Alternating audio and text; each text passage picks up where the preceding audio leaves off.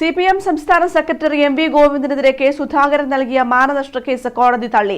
മോൺസൺ മാവുങ്കലുമായി ബന്ധപ്പെട്ട് MV ഗോവിന്ദൻ നടത്തിയ പ്രതികരണത്തിനെതിരെയാണ് Sudhakaran മാനനഷ്ട case file ചെയ്തത്. തെളിവ് നൽകാൻ സുധാകരൻ നേരിട്ട് കോടതിയിൽ ഹാജരാകാത്തത് ചൂണ്ടിക്കാട്ടിയാണ് ഹർജി തള്ളിയത്.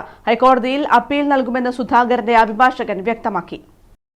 മോൺസൺ മാവുങ്കലിന്റെ വീട്ടിൽ പ്രായപൂർത്തിയാകാത്ത പെൺകുട്ടി പീഡിപ്പിക്കപ്പെടുമ്പോൾ കെ സുധാകരനും ആ വീട്ടിൽ ഉണ്ടായിരുന്നുവെന്ന വാർത്തകളുണ്ടെന്ന MV ഗോവിന്ദന്റെ പ്രസ്താവനയ്ക്കെതിരെയായിരുന്നു സുധാകരൻ മാനനഷ്ട കേസ് ഫയൽ ചെയ്തത്.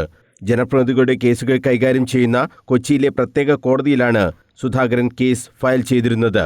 കേസിൽ 2 തവണ അവസരം നൽകിയിട്ടും കെ സുധാകരൻ നേരിട്ട് ഹാജരായി തെളിവുകൾ കോടതിക്ക് നൽകിയില്ല. ഇതേ തുടർന്നാണ് കോടതി മാനനഷ്ട കേസ് തള്ളിയത്. MV ഗോവിന്ദൻ, PP ദിവ്യ, ദേശാഭിമാനി ദിനപത്രം എന്നിവരെ കക്ഷിയാക്കിയാണ് മാനനഷ്ട കേസ് നൽകിയിരുന്നത്. ദേശാഭിമാനിയിൽ വന്ന വാർത്ത ഉദ്ധരിച്ചുകൊണ്ടായിരുന്നു MV ഗോവിന്ദൻ സുധാകരനെതിരെ ആക്ഷേപം ഉന്നയിച്ചത്. വിധിക്കെതിരെ ഹൈക്കോടതിയിൽ അപ്പീൽ നൽകുമെന്ന് സുധാകരന്റെ അഭിഭാഷകൻ അറിയിച്ചു. News bureau, Kannur.